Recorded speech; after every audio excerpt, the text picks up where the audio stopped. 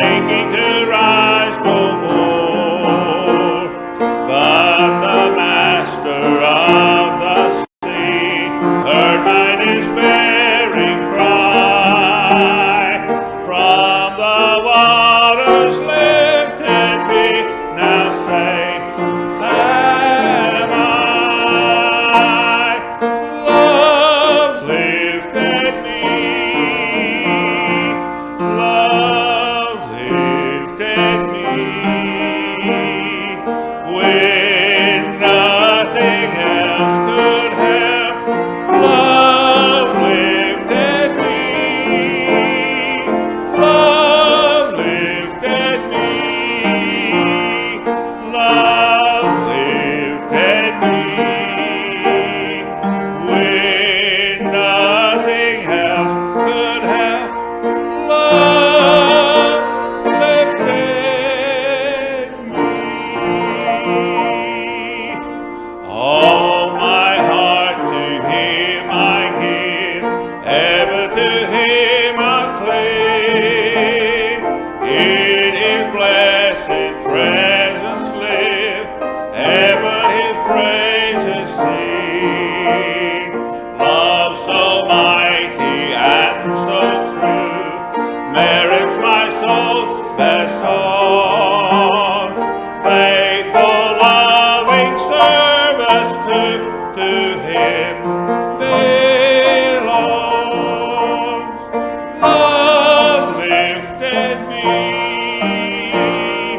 Love lifted me. When nothing else could help, love lifted me. Love lifted me. Love lifted me. When nothing else could help, love lifted me. Souls in danger, look above. Jesus completely saved. He will lift you by His love out of the angry waves. He's the Master of the sea, billows His will obey. He, your Savior, wants to be saved today. Love lifted me. Love lifted me. When nothing else could help, love lifted me. Love lifted me. Love lifted me. When nothing else could help, love lifted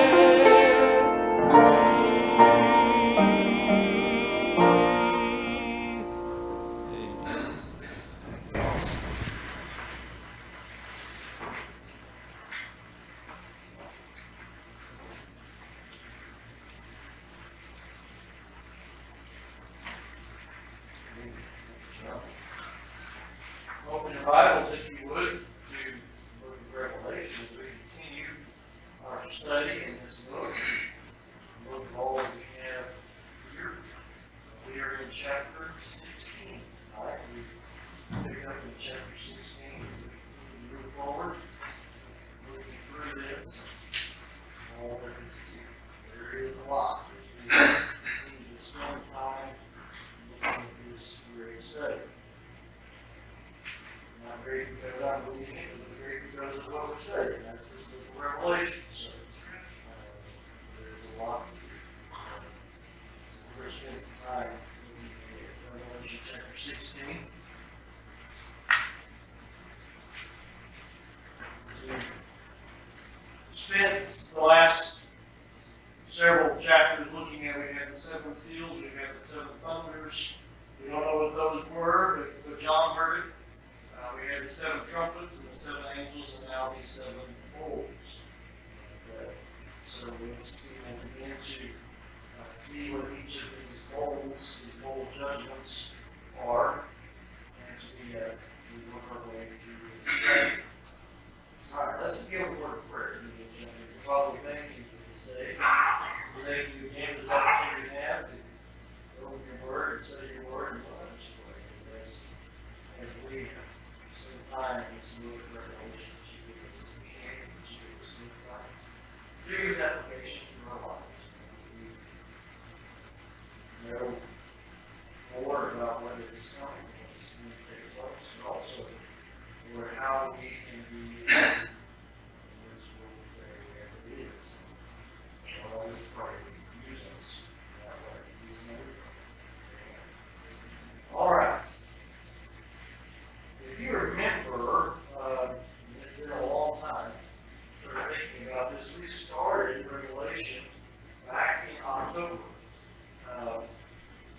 So we've been at this a while. So I know we've had some different things, some nights, and things that taken us away from the study, a little bit here and there, but if you remember, we talked about there was some similarities that we looked at in some of these things. We talked about that this is not necessarily a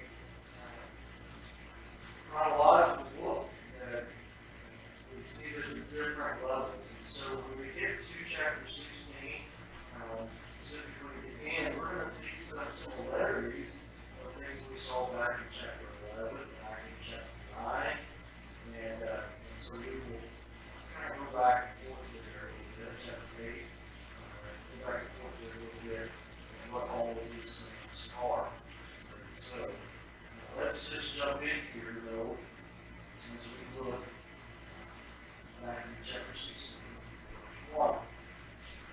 Then I heard a loud voice from the temple telling the 7 angels to go and pour out on the earth the 7 bowls of the wrath of God.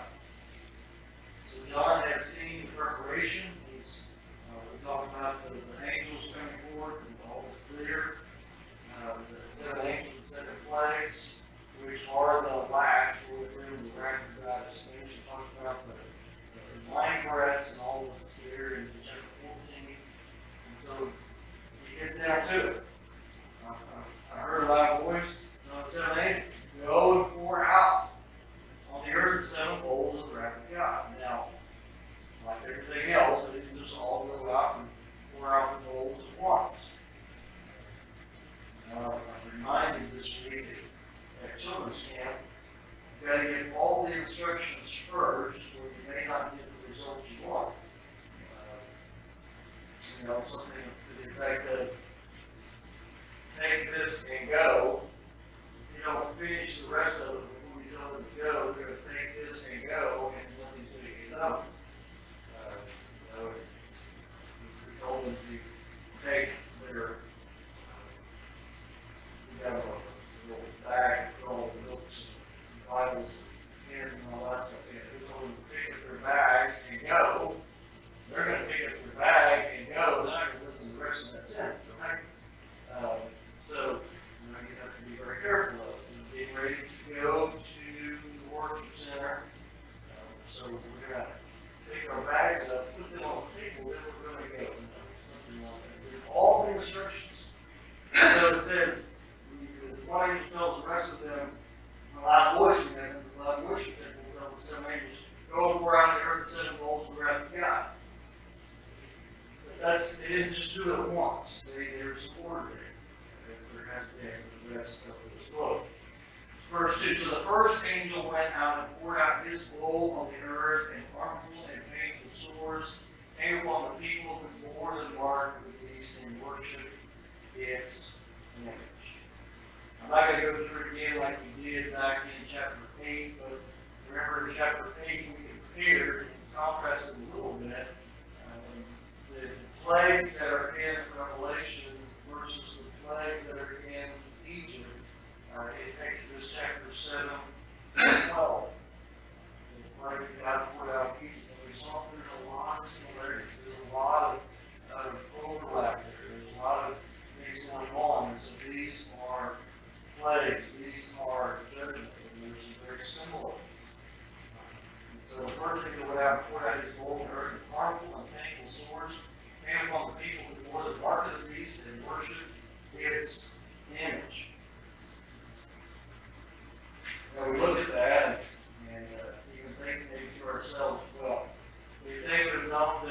harmful and painful sores are going to come on their body if they accept the mark of the beast. They probably wouldn't accept the mark of the beast. They probably would be. They would. You know how people are. You know, we don't. That, what do we say? That's not going to happen to me. Yeah, that's probably happened to everybody else that tried this, but it's not going to happen to me. It's not going to. I'm going to be the exception.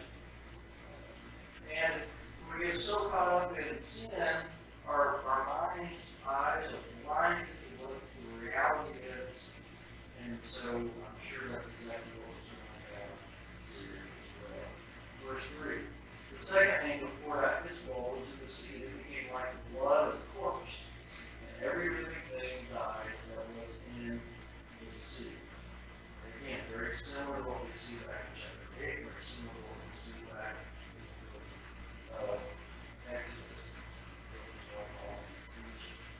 Many false spirits, these plagues are being poured out. Many false questions here in this.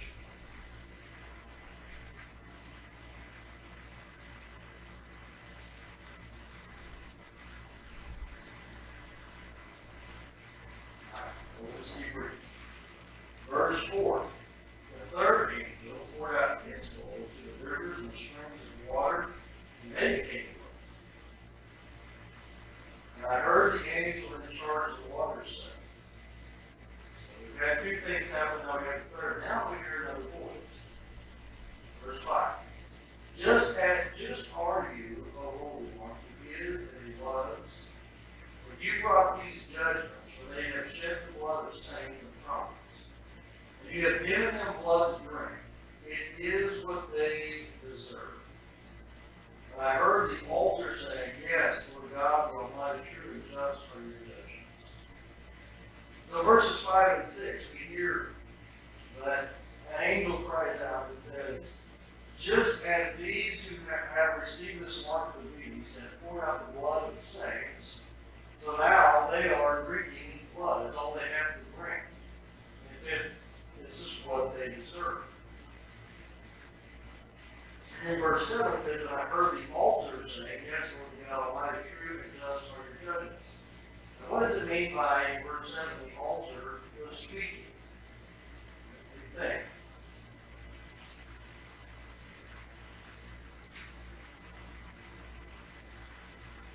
Any ideas?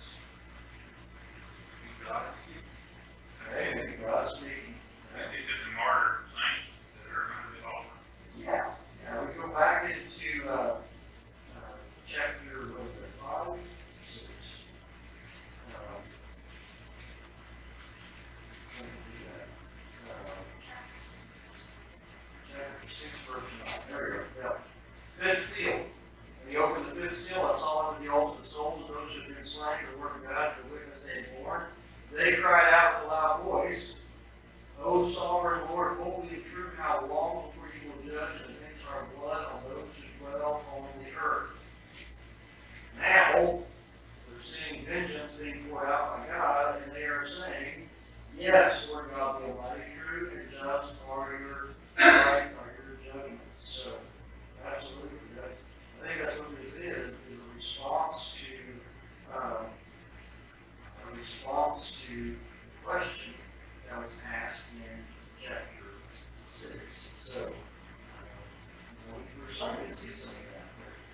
Something that's been raised, questions been raised, and then we'll see an answer to what is going on. Okay? Anything else? So the water is turned to blood, and the sea and the water is turned to blood, the rivers and the springs. Does it stay blood? The springs normally put out fresh water. Yeah, it's a great question.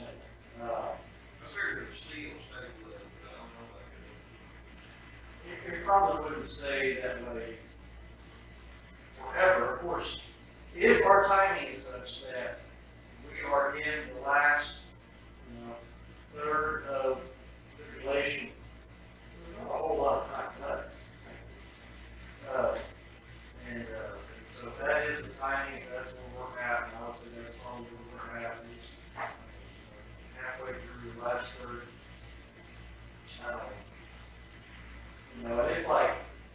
some of the others,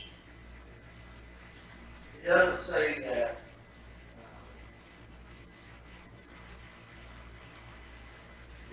say that all of the rivers is trying to get water. We go back to chapter 8, and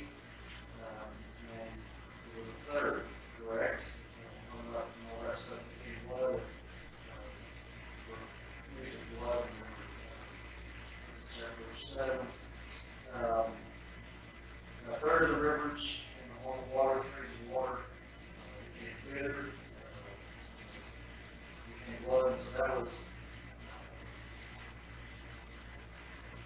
verse 8, chapter 8. A third of the sea became blood.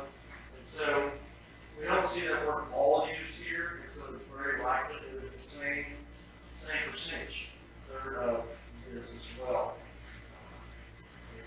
If these truly are a more detailed account of what we've already seen in the passage in Revelation. So it's very possible that that's the same thing. It will just be a third.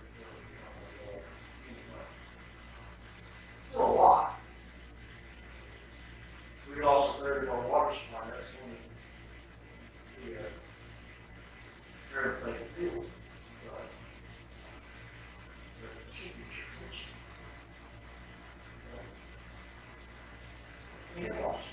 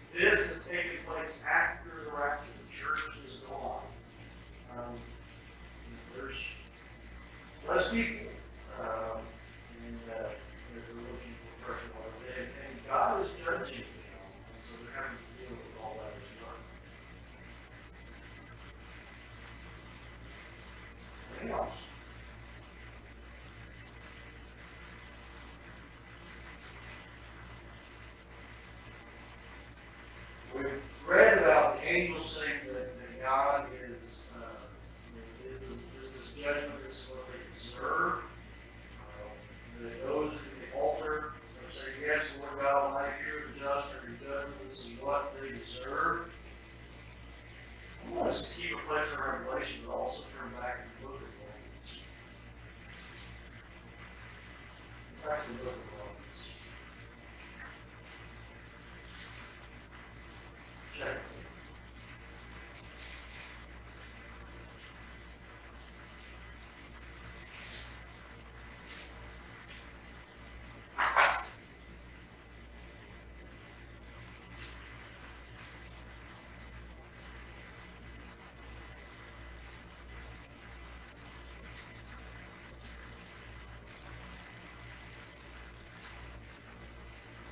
Let's look at verses 21 and 22. Romans chapter 8, verses 21 and 22. Well, let's just go back already. Paul says, for I consider that the sufferings of this present time are not worth comparing with the glory that is to be revealed to us.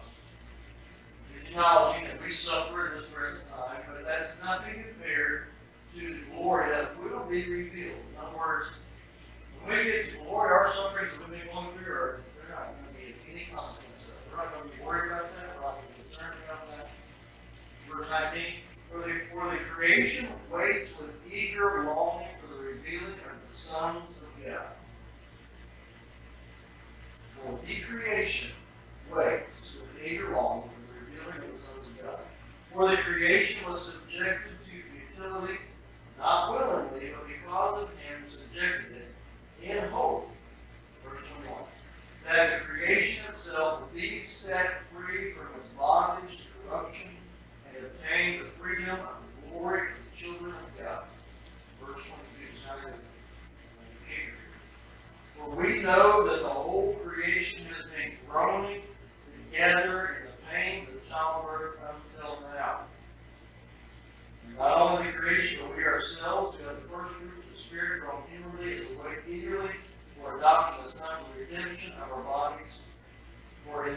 hope we are saved.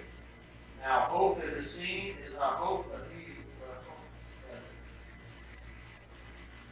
I'm taking my time. For who hopes for what he sees? But if we hope for what we do not see, we wait for it with patience. So what does he say? He says that all of creation has been waiting and groaning for judgment to be poured out on this land. And all the people with the sinfulness that they have followed, Satan, all the lies and deception of the world, and how they rejected God, creation has been waiting for this day. Not people have been waiting for this day, but creation has been waiting for this day. I even said that if we fail to worship God, even the very rocks will cry out in worship of God. And so, creation has been growing and waiting for this day when God will pour out His judgment. And so, we see that. Yeah. And it says the angel who is over the waters, and when he speaks up. And he said, I heard the angel in charge of the waters say, just as you, just are you the Holy One. He is, he was, who brought these judgments. For they have shed the blood of saints and prophets, and you have given them blood to drink. It is what they deserve. So the angel in charge of the water said, this is just, this is right. So it's not creation crying out, but the angel that is kind of over the water is crying out and saying, this is right, this is good. Because you are judging this wickedness that is going on for so long. Any thoughts?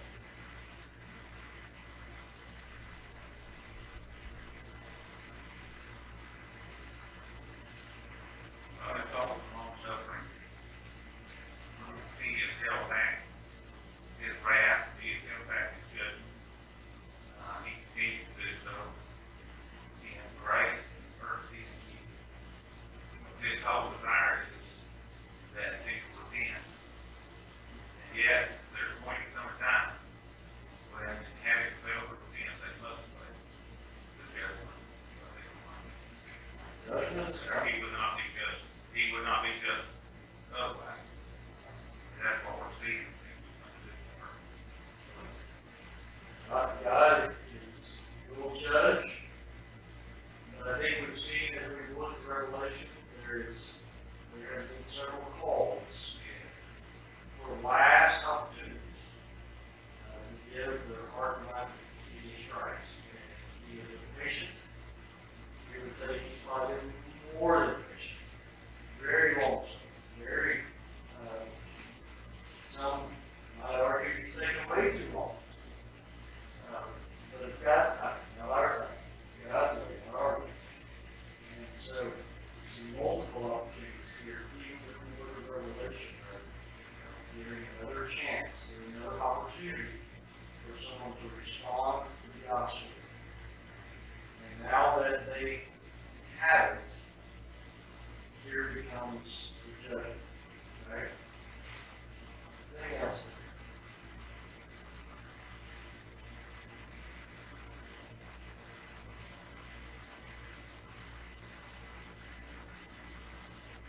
Verse 8. The fourth angel poured out his bowl on the sun, and it was allowed to scorch people with fire. They were scorched by the fierce heat, and they cursed the name of God, and they had power over these plagues. That's bad enough. They began to curse God.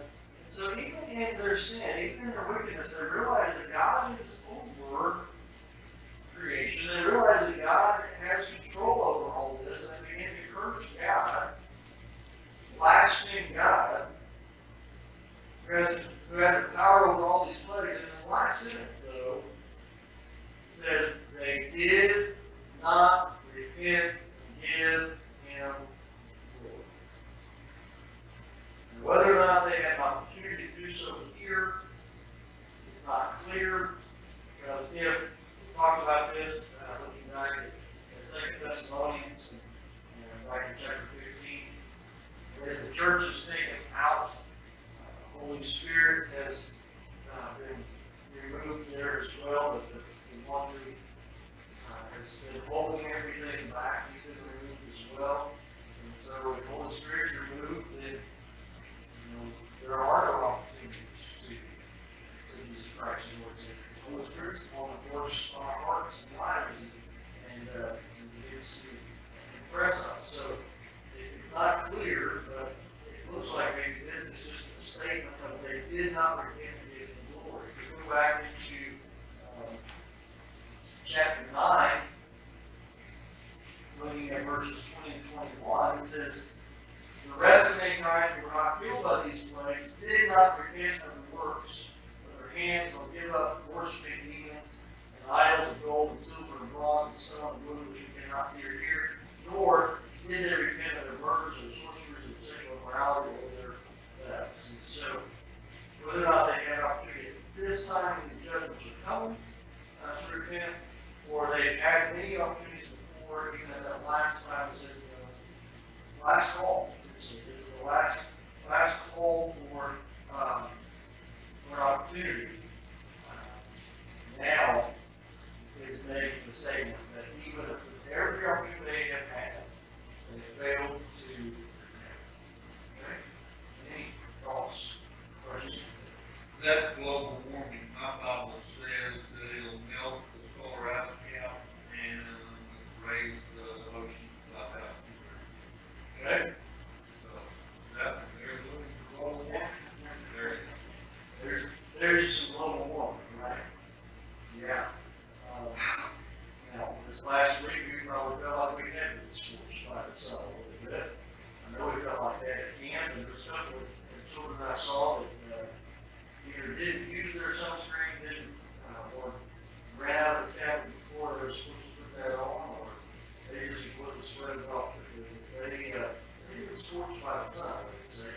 I'm sure they had a painful couple of days after that. But this is more than just, I've had sunburn, I've had heat. This is scorched by the fears to the point that they curse the name of God.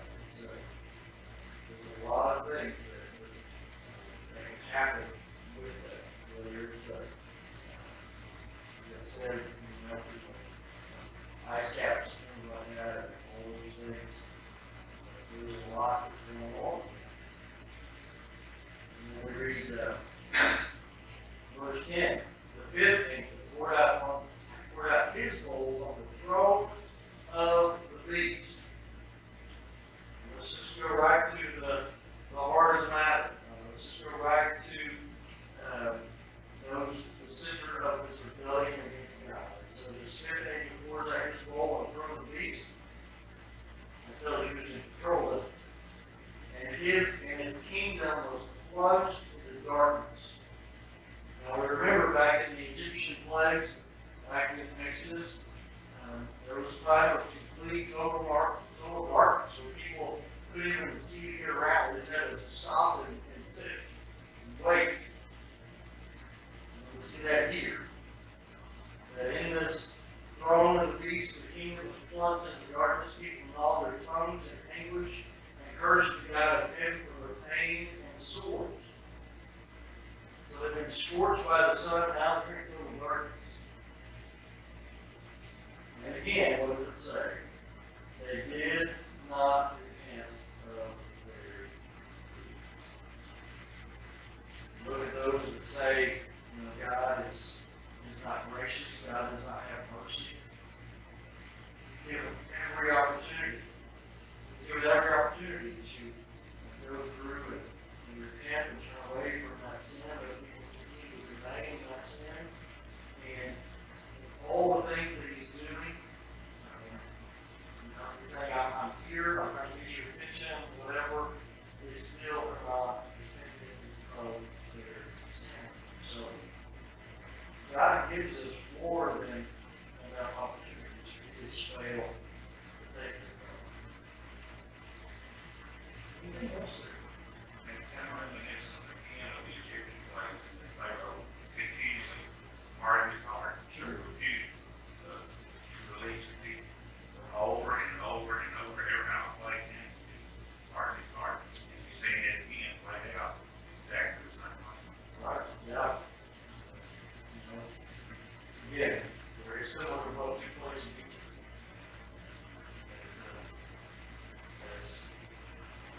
was an air and go before Pharaoh.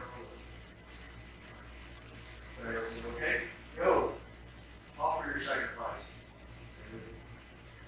He began to go and came back and said, nope, I'm not going to do it. And time and time again, you say to God, you see God hardened Pharaoh's heart.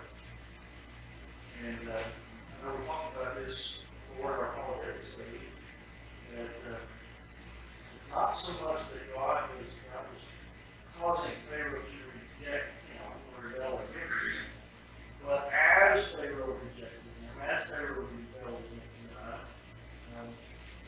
he's developing a heart towards God, and God is allowing him to turn that heart over to the desire that he wants to turn over. So he's rejecting God. We continue to see that all over. There's a lot of hard hearts against God. It's not because God doesn't love them. It's not because God doesn't care about them. It's not because God says, I want this person. I don't want this person. I want this group. I don't want that group. It's not because God is doing that. He's not doing that.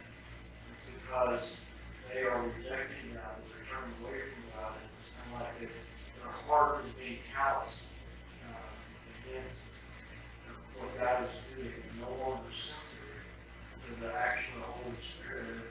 And it's just like it says in the book of Romans, that God is giving them up to the desires of the heart. He's turning them over to the desires of their heart. And in fact, their hearts are being broken. Okay? Here's the problem.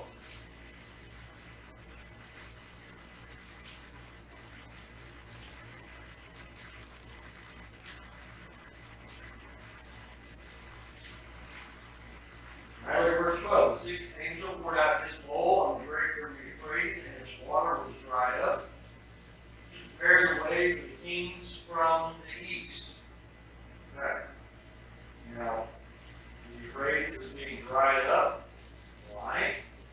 To prepare the way for the kings from the east. So God is making a way for the kings of the east to be able to come in. We're getting ready for something. We're getting ready for this big battle we call Armageddon. It's getting ready to take place very soon. Because God is preparing a way for all of that to take place. Again, not exactly in the plagues, but we know that God has the ability to create, to do what he wants to dry up. He dried up the Red Sea, now he's drying up the Euphrates as well. The Red Sea dried up to get these people across safety. The Red Sea drying up so that this battle of Armageddon can take place very, very soon. Verse 13, it says, and I saw coming out of the mountain the dragon of the mountain beast of the mountain false prophet, and that unholy trinity. 3 unclean spirits like frogs. Those in Egypt as well. Frogs. For they are demonic spirits performing signs to go abroad to the kings of the whole world to assemble them for battle in the great day of God the Almighty. Now, it says, I saw 3 unclean spirits like frogs. It doesn't say that these are frogs. In Egypt there was frogs, but here it says they're like frogs. They are demonic spirits performing signs to go abroad to the kings of the whole world to assemble them for battle in the great day of God Almighty. So, they may not be actual frogs, but evidently they were moving around like frogs. They were jumping all over the place. They were scattering everywhere. And it says they were scattering all over the world. And these demonic spirits were scattering all over the world to cause the kings of the world to want to come and assemble for battle on that great day. And we know that that is going to take place very, very soon. It says. Anything there?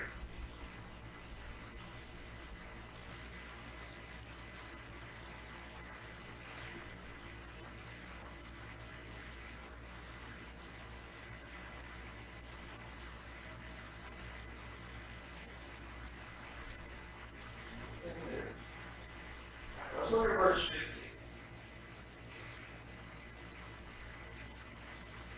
I don't know if your translation has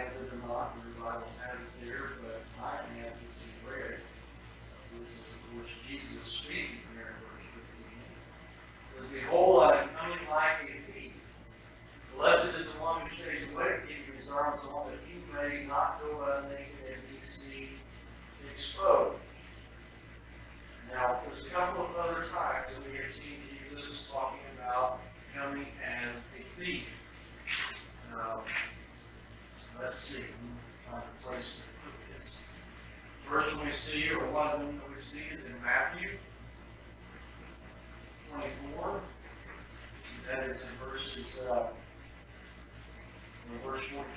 Jesus says, I will come like a thief in the night. Look at these in one. The next time, or other time, is 1 Thessalonians 5. 1 Thessalonians 5. And then we also have 2 Peter 3:10.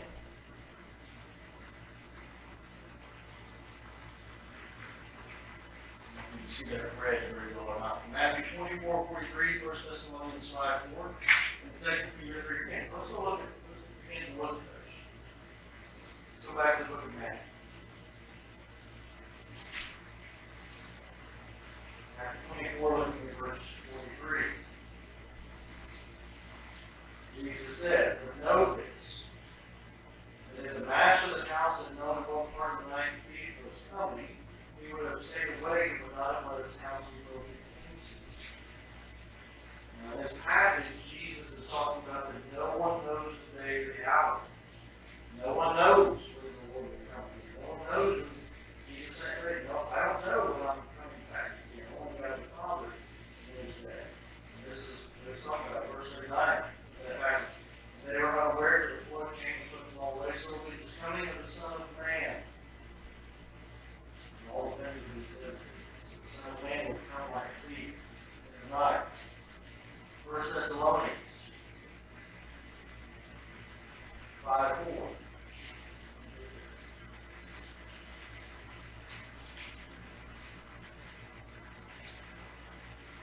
Like the day of the Lord, but you are not in darkness, brothers, for that day describes you like a thief. You are all children of the light, children of the day. We are not of the night or the darkness. So then let us not sleep as others do, but let us keep awake and be sober. Those who sleep in the night, and those who get drunk or drink at night, so we belong to the day, let us be sober. Let me put on the breastplate of faith and love, and for a helmet of salvation. For God has not tested us for wrath, but to obtain salvation through our Lord Jesus Christ, who died for us, so that whether we are awake or asleep, we might live with Him. Therefore, encourage one another and live with one another, just as you are doing. And then lastly, here, we go to 2 Peter, chapter 3, verse 10. But the day the Lord will come like a thief, and then the heavens will pass away with a roar, the heavenly bodies will be burned up and dissolved, and the earth and the works that are done on it will be exposed. And then we look a little further, since all these things are thus to be dissolved, what sort of people ought we to be in lives of boldness and godliness, waiting for the hastening and coming of the day of God, because of which the heavens will be set on fire, dissolved, and the heavenly bodies will melt as they burn. But according to His promise, we are waiting for a new heaven and a new earth, which righteousness dwells. So what do all those three passages have to deal with? Jesus coming as a thief, what do all three of those have to deal with? Do what? Nobody knows when it's coming. Nobody knows when it's coming. And what is this coming? What is it talking about? Okay, the day of the Lord, the day that Jesus comes back, when he either when he calls, there's some meanings for either when he calls the church home, or when he comes back in full glory, ready to be bound. That is also on the day of the Lord as well. There's some discussion on that, a lot of discussion on that. But we tend to look at that day of the Lord, when we look at these three passages as the rapture of the church, where the church will be called out. And that we have to be ready. And so, if this is still talking about also Jesus saying He's getting ready to come like a thief, come and do that, then that would say that even in this part, the church is possibly still here. I got that seventh bowl, right? That's the one where it's like everything is being restored completely. Everything is being poured out. So that seventh bowl seventh trumpet is when the last trumpet, and the church will be caught up. And so it's very possible that through these first 6 bowls of wrath, the church may still be here. And that even this is not in chronological order after chapter 14, when we saw the harvest of the church. Any thoughts there? Second Peter 3:10 is absolutely one of my favorite places to go. We'll talk about the end times. What I like about that is go back to the first verse of chapter 3 and do the study through there, taking any context. The argument is whether the Lord is coming or not. Right. Because it says in the beginning, scoffer, in those days, scoffers will come, saying, where is the promise that he's coming? Right. And the argument that everything's rocked along with like it's always been, ignoring the argument, ignoring the fact that the flood took place and all that. Right. However, when you get to verse 10, he says, but the day of the Lord will come. Yes. That's the emphasis of that verse. He will come as a thief, which goes along with what we're talking about. Right. But in the context of 2 Peter 3, he is coming to the conclusion, regardless of what the scoffers say, Jesus is going to come again. Right. And it's absolutely sure, even though we don't know when, he's going to make it. Right. And that, to me, is a thrilling thought. Yes. Yes. We don't have to worry, we may not know all the details, the timing, or anything else, but he's going to make it here. So he's got it worked out, he's going to do it just like he always intended. That's right. Chapter 2, Second Peter, talking about the false prophet, teachers who are in, and talking about all that. So, yes, Second Peter's a great book to dig into, and look at, and respond to how, and learn to respond how we need to in today's day. Because we know there's a lot of false teachers, even under the umbrella of the church.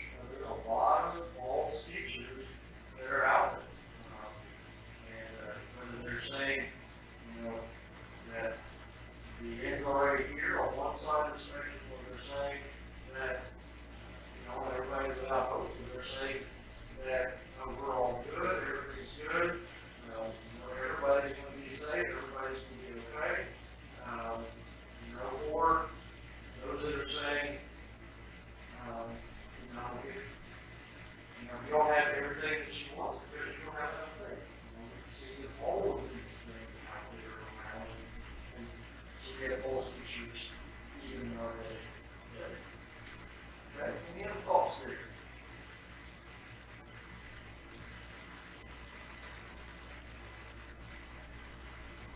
And then we get to verse 16.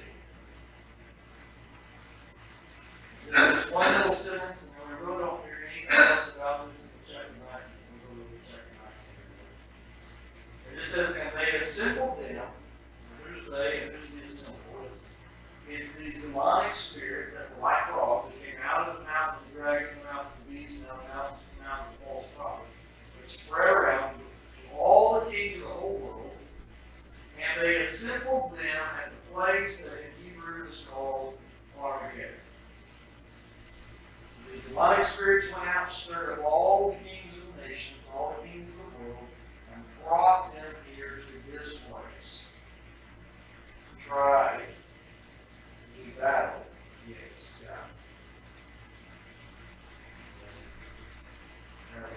Look at lots of different names for a couple of chapters. We get to chapter 19. We get to verse 11. And 11 to 21, and see more about what that battle will look like. And really, when it's all said and done, it's pretty quick. Because who's in control? God. Jesus is coming. We said, verse 11, I saw heaven open and behold, white horses, and the city waters called faithful and true.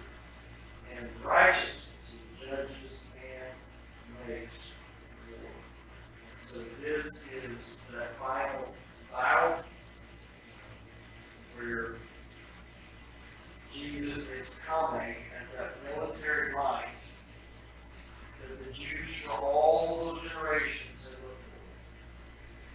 But they missed Jesus coming as the Messiah. They missed him didn't realize that he truly was. They didn't recognize him as the Messiah. They rejected him as the Messiah because they were looking for this military might that we finally see all the way in Revelation 19. They thought he was going to come and rescue them from Rome, or from Egypt, or from Greece, or from whoever was over there, from Babylon, Assyria. All those that oppressed them, all those that reigned over them, they thought that the Messiah was going to come and free them in the here and now, from a physical body, from a physical change, from a physical immersion. The Messiah is coming to free us from our spiritual immersion of sin. And so they missed it, and they misunderstood. And once and for all, Jesus is coming to settle the score and put those who rebel against God in their place. Any thoughts here?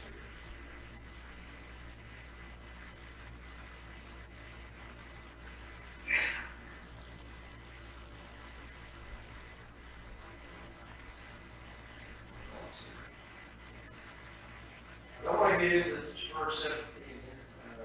There's a lot there. We're going to go back and forth between chapter 11 and 10. We'll spend some time looking at that right before. So we won't get off into that too much and not have you able to finish. Any other thoughts or questions, comments before we go to the close tonight?